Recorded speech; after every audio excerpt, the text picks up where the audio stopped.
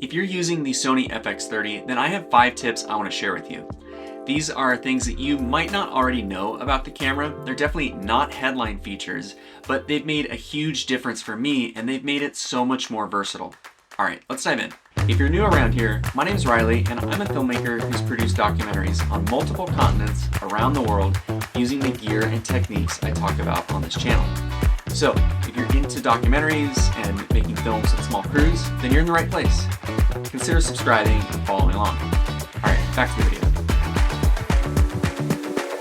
So the first tip that I want to share with you about this guy has to do with exposure, because I think getting the best image quality possible is kind of what we're all going for. And when it comes to exposure, I'm going to say something that I think is going to be contrary to probably what you've heard everywhere else on YouTube. Now, this tip is to not expose to the right. Now, if you don't know what exposing to the right means, it basically is where you overexpose maybe by a stop or two and you're moving your histogram to the right slightly so that you can have cleaner shadows when you go into your color grade. But the reason why I don't think you need to expose to the right on this camera is because this camera, and honestly a lot of modern cameras these days that shoot really good log footage in 10-bit, they just don't have super noisy shadows. You can put your skin tones where they belong and you actually get a stop or two more of highlight information. So what I've done is I've set up my zebras to try to ping my skin tones, and I set that up anywhere from like 48 to 53, and I give it a range plus or minus of 4, and so that way if my skin tones are kind of anywhere in that mid 40s to mid 50s in the IRE value, I know that my skin tones are not going to be underexposed, and there's a good chance that the rest of my image is going to be exposed properly as well. And you're actually going to get a stop or two more detail in your highlights. I think it's going to make the highlight roll off better. It's going to make your images a little bit more cinematic, especially if there's like a gorgeous sunset in the background or something like that.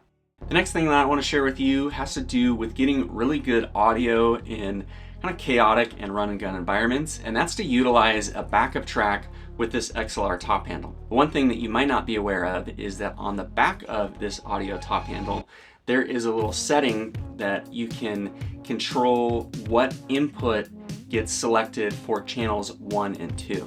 And so if you select this all the way down at the bottom and you tell it that input 1 is going to be used for both channels 1 and 2, you can actually use one of those to be a backup track.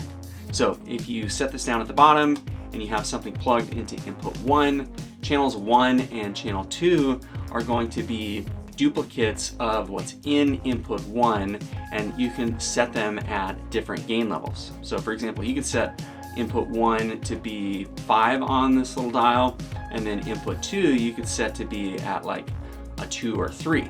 And so if you've got someone mic'd up, you can set it this way and know that if someone shouts or laughs or there's a loud noise in the environment, you're going to have a safety track that is going to be recording 6 or 10 or however many decibels you want lower. It's definitely a setting that has saved me in several scenarios, and it's something that you can play around with as well.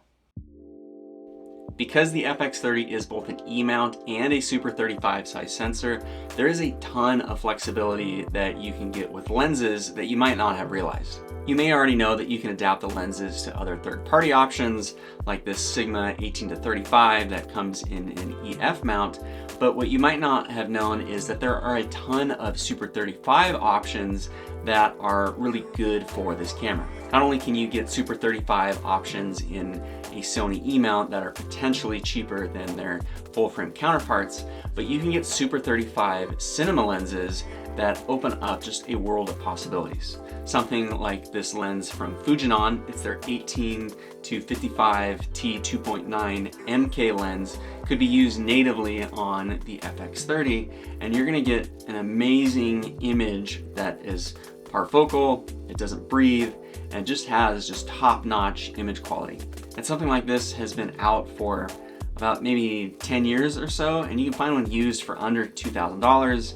They're cheap rental options, and they're going to be able to be used in more of a traditional cinema environment with wireless follow focuses and that sort of thing. And if you're willing to give up autofocus, you have other options as well. You can use things like speed boosters to essentially reduce the focal length and turn a 24-70 f2.8 lens into something like an 18-55 f2 lens, or you can use something like this. It's a rear mounted ND filter, and basically it's an adapter that you can get. It's E mount on one side, you can get like PL or EF or a different mount on the other side, be able to use manual lenses, and then you get something like this where you get a variable ND filter that can just slot into the lens adapter, and now your camera has a sort of built-in ND filter that you can use alongside potentially vintage lenses, cinema lenses, or third-party lenses as well. Speaking of this camera's sensor, one thing to note is that it's actually a 6K sensor that records a 4K image. So it takes the 6K resolution and it downsamples it into a cleaner, more sharp and crisp 4K image. Now, this opens up a lot of advantages when it comes to noise and sharpness, but one other little trick that it does is that you can actually use the clear image zoom function on this camera and use the zoom rocker on the top here to get a little bit of extra reach without having to sacrifice any resolution. So one thing that I've done is I've set up the zoom rocker to be programmed to the clear image zoom function, and I can zoom in up to 50% and still be recording natively in 4K, but what it's doing is it's windowing in on the sensor and I'm getting a little bit of extra reach.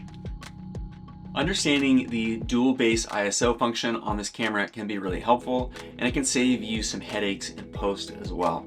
The camera has two base ISOs of 800 and 2500, and if you shoot at these base ISOs when you're using S-Log3, you're going to get the best image quality possible because it's going to be the least amount of noise and it's going to maximize dynamic range. Now, the tip that I want to leave you with is to not go below ISO 800.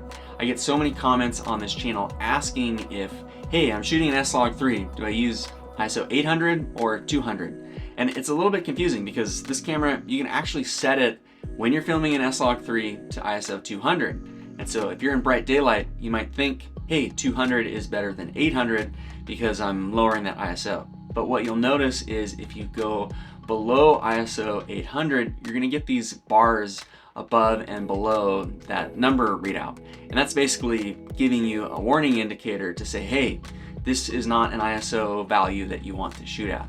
Now, you certainly can shoot at it. The camera's not gonna prevent you from using that ISO, but there's actually not really any advantage that you're creating with yourself. You're not lowering your noise, and you're actually hurting your dynamic range shooting at that lower ISO. You're much better off to use more ND, or stopping down on your f-stop, or even potentially your shutter speed than you are to go below ISO 800.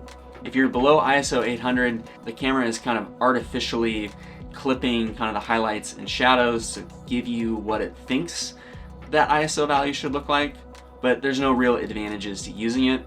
Just shoot at 800 in bright daylight and use ND or change your f-stop if your exposure isn't correct.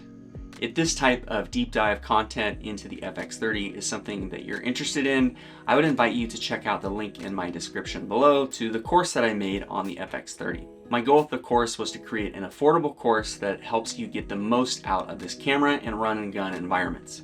It has 19 video modules and over 2 hours of content covering topics like the ones in this video, but more in depth and more of them. This is a camera that I've used for a couple of years now in a lot of different environments, and it's one that I'm comfortable recommending both because of the price, but also the feature set as well. And I think the more that we can understand this camera and the more that we can kind of get the most out of it and understand how versatile of a camera is, the more it becomes a flexible tool to be able to tell the stories that we're passionate about telling. So I hope this video brought you some value, and I'm excited to catch you in the next one.